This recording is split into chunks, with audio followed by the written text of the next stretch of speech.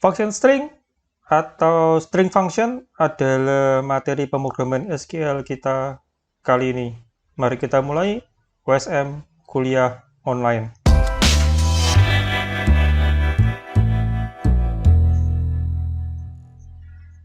Untuk materi kali ini semuanya bisa didapatkan dari tab W3 Schools, ya, sumber untuk belajar yang tersedia gratis di internet.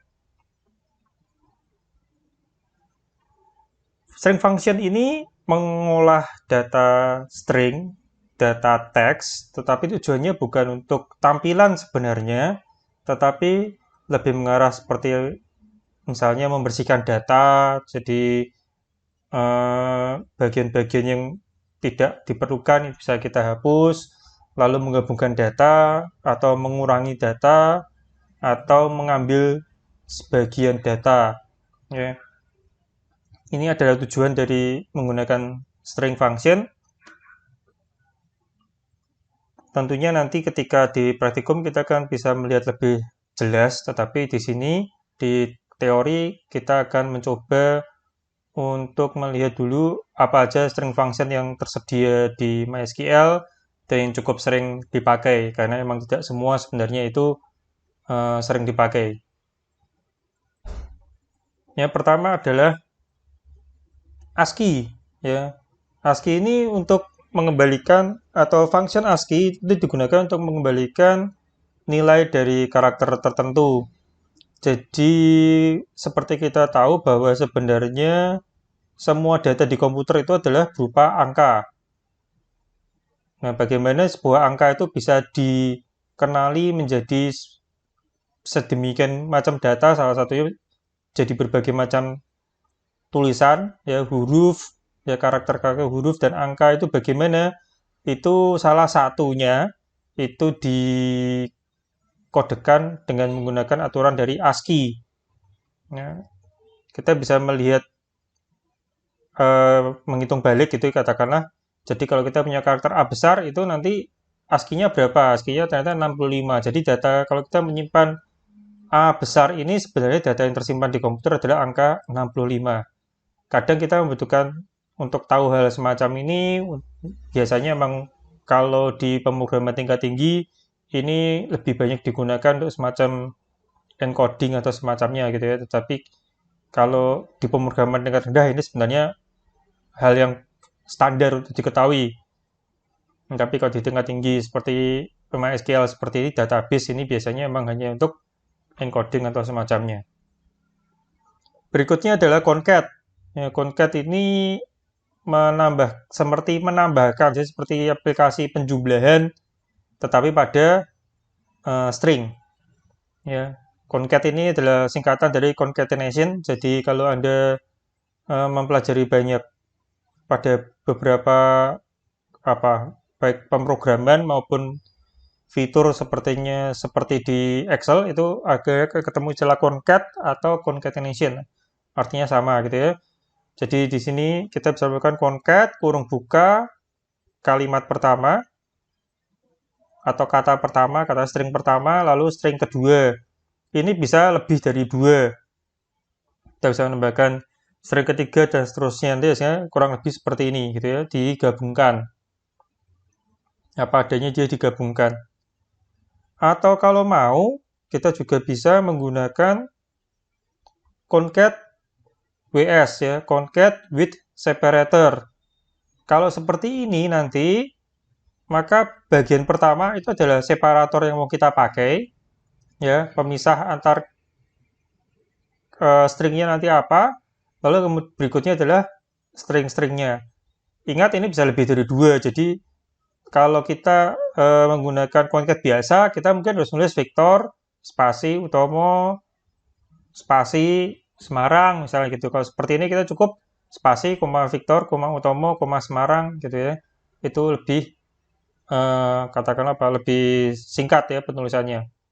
Ya, saya seperti ini. Jadi spasinya ini jadi diantara string yang mau digabungkan. Lalu berikutnya yang juga sering dilakukan atau untuk pengolahan string ya, pengolahan teks itu juga sering digunakan itu adalah length atau panjang hmm, kata, panjang kalimat gitu ya, panjang teks itu sering digunakan. Pada MySQL ada dua pilihan. Yang pertama menggunakan length yang biasa atau juga namanya char length, karakter atau karakter length. Jadi ini dua function ya. Kita bisa pilih salah satu, ini hasilnya sama. Kalau char length itu dia akan menghasilkan panjang string ya, panjang teks dalam karakter. Ini contohnya adalah menggunakan huruf kanji, karakter kanji tapi kanji Jepang. Ini hasilnya nanti adalah 1.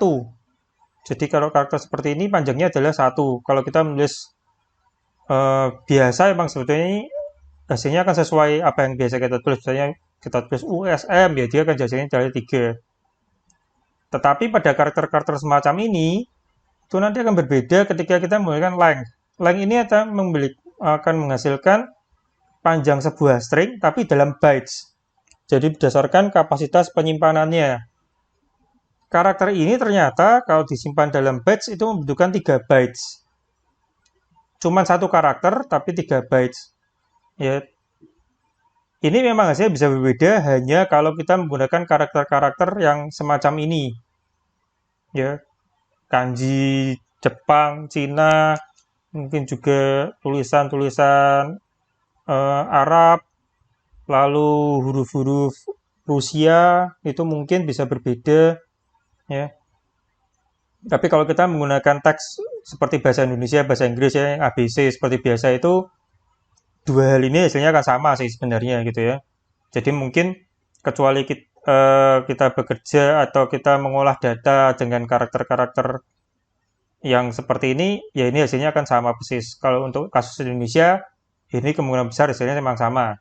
Tetapi jika Anda misalnya berkesempatan bekerja di luar negeri atau mengerjakan sistem untuk orang dari negara-negara yang menggunakan karakter semacam ini, tentunya ini cukup berguna ya untuk diperhatikan bahwa ada beda antara length dengan char length.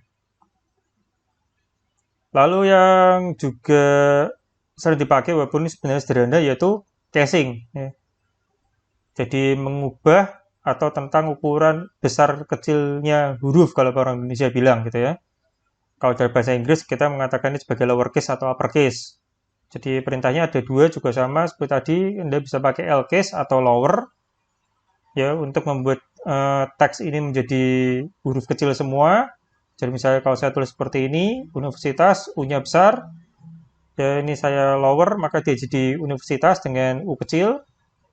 Sementara kalau U-case atau upper, ya U-case atau upper itu digunakan untuk membuat teks itu jadi uppercase semua, ya, huruf besar. Lalu berikutnya, ini biasanya digunakan untuk membersihkan data, gitu ya, karena walaupun kita bisa membuat query langsung untuk memasukkan data, kenyataannya kita memasukkan data itu seringkali lebih sering dari UI, dari program, entah PHP, entah Java, entah Android, atau yang lain gitu ya. Nah, dari sana nanti kalau orang mengetik itu kadang ada namanya empty, white space ya, white space. Jadi spasi yang putih. Karena normalnya kita akan mengetik dengan background warna putih. Kalau kita memberikan spasi, itu tidak akan terlihat. Misalnya seperti ini ya. Nah, ini ada spasi di awal, ada spasi di akhir, ada spasi di tengah. Ini kalau tidak tulis seperti ini dari text box itu misalnya atau di notepad itu ini tidak akan terlihat ada spasi di awal atau di akhir atau tidak terlalu kentara ya, terutama yang di akhir. Nah, trimming ini berguna untuk memotong atau menghilangkan spasi-spasi itu. Ya, ada beberapa pilihan, ada L-trim ya atau biasanya saya menyebutnya sebagai left trim, melakukan trimming di sisi kiri. Ya, kalau dalam definisinya memang leading spaces, jadi spasi yang mengawali sebuah string. Kalau rtrim itu ada right trim, ya ngetrim di sisi kanan. Ya, remove trailing space, ya spasi yang ngikut ya di belakang. Nanti hasilnya ini nggak seperti ini ya, ini mestinya ada spasi, cuman saya tuliskan gini biar kelihatan. Jadi kalau tulisannya seperti ini, spasi A, spasi B, spasi, di L trim hasilnya adalah A, spasi, B, spasi. Jadi spasi yang belakang masih ada. Kalau kita melakukan right trim, itu maka hasilnya adalah spasi A, spasi B. Spasi yang belakang yang hilang, tapi spasi yang di depan masih ada. Biasanya yang lebih sering dipakai daripada left trim atau right trim adalah trim. Dia akan remove leading and trailing spaces from a string. Jadi spasi yang mengawali dan yang ikut di belakang itu akan dihilangkan. Tetapi di tengah enggak ya. Jadi kalau spasi A, spasi B, spasi masih jadi A, spasi B. Yang di depan hilang, yang di belakang hilang, tapi yang tengah masih tetap ada. Karena biasanya emang yang salah itu kan yang di awal dan di akhir. Kalau spasi-spasi di awal dan di akhir itu yang salah. Ini walaupun kata-katanya remove leading and trailing space, ini juga biasanya juga berguna ketika kita menggunakan tombol tabulasi ya, tombol tab itu, dia kan akan menggeser tulisan gitu ya, white space juga, itu biasanya juga akan ikut hilang. Lalu berikutnya adalah padding. Kalau padding ini justru lawannya dari trimming. Kalau trimming itu tadi menghapus bagian ya spasi yang dianggap nggak penting ya, spasi di awal di akhir. Kalau padding ini justru menambahkan ya. Padding itu kurang lebih artinya mengganjal gitu ya, memberikan sesuatu untuk ganjel gitu ya. Jadi kita bisa punya pilihan L-pad atau R-pad ya, left padding atau right padding. Kita bisa padding misalnya seperti ini, ya select L-pad, Victor, 8, X. Maka dia akan di padding supaya Victor ini jadi 8 karakter. Karena Victor ini cuma 6 karakter kan, dia 8 karakter. Caranya gimana? Kalau dia tidak 8 karakter, yang sebelah kirinya akan diisi dengan karakter yang ada di sini. Nah, di sini misalnya X ya. Biasanya bisa aja spasi, bisa aja angka gitu ya. Biasanya untuk kalau kita tahu seperti NIM ya, 4 digit di belakang itu kan 0001, 0005 gitu ya. Waktu hasilnya cuma 1 digit tapi dia jadi 4 digit dipaksa itu di padding ya, left padding. Biasanya sering pakai memang kalau trim itu trim semua, tapi kalau padding biasanya memang left. Lalu bisa juga right ya, right padding, dilakukan padding di sisi kanannya. Catatannya untuk kalau padding itu adalah bahwa ini boleh dalam bentuk lebih dari satu karakter ya, teks biasa. Jadi misalnya Anda tulis USM gitu boleh gitu ya. Victor 8 USM. Oh, udah boleh. Jadi yang akan muncul adanya 2 US karena memang cukupnya yaitu. Ya sudah jadi 8 karakter. Lalu kalau kita memberikan nilai angka ini itu lebih pendek daripada teksnya, justru dia akan dipotong. Gitu ya. Jadi misalnya saya tulis Victor, 3, X, dia akan jadi cuman VIC. Ya. TOR-nya akan hilang. Karena dia hanya 3. X-nya ya nggak ditambahkan, wong dia sudah cukup tanpa ada padding. Ini bisa juga dimanfaatkan kalau kita membuat pada kondisi tertentu, kita kadang butuh untuk mengirimkan string secara fixed width. Jadi lebar stringnya sama terus. Itu konsekuensinya adalah kalau stringnya kurang panjang, diberi spasi, belakangnya kalau stringnya kepanjangan, ya dipotong apa adanya. Karena memang cukupnya cuma segitu. Ya, biasanya kalau kita kerja dengan hardware. Berikutnya, ini yang sudah mulai rumit, yaitu find and replace. Jadi untuk mencari dan mengubah string ya. Untuk mencari, kita bisa menggunakan in str, in string, atau locate ya. Bisa pakai salah satu sama hasilnya nanti. Returns the position of the first occurrence of a string in another string. Menghasilkan posisi dari kejadian pertama dari sebuah string pada string yang lain. Jadi misalnya seperti ini, select in string universitas, var, dia akan menghasilkan nilai 4. Ya, posisinya var itu di mana sih? Nah, di sini ya. Jadi ini keempat, karakter keempat. Ini adalah one base, jadi dia berbasis 1 dalam artian karena adalah karakter pertama, bukan karakter ke 0. Karena biasanya pada pemrograman itu kadang kita mengenal bahwa ini adalah karakter ke 0 ya. Di sini enggak.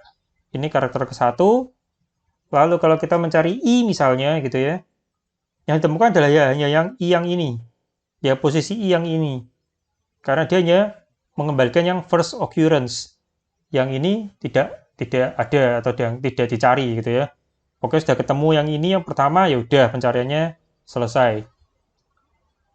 Lalu berikutnya zero if not found. Jadi kalau tidak ketemu, misalnya saya mencari Victor pada universitas, maka nggak ada kan, hasilnya adalah 0. Ini bukan O ya, hasilnya adalah 0. Lalu berikutnya, fungsi berikutnya adalah replace. Ya, replaces all occurrence of a substring within a string with a new substring. Jadi dia akan mengubah atau menggantikan karakter lama dengan karakter yang baru atau string yang lama dengan string yang baru pada sebuah string. Misalnya seperti ini ya, kita mereplace universitas ya di kata-kata universitas, kita tidak mengubah i-nya menjadi o. Maka kita tambahkan universitas. Di sini mengubahnya itu tidak harus sama dalam artian satu karakter jadi satu karakter, enggak gitu ya.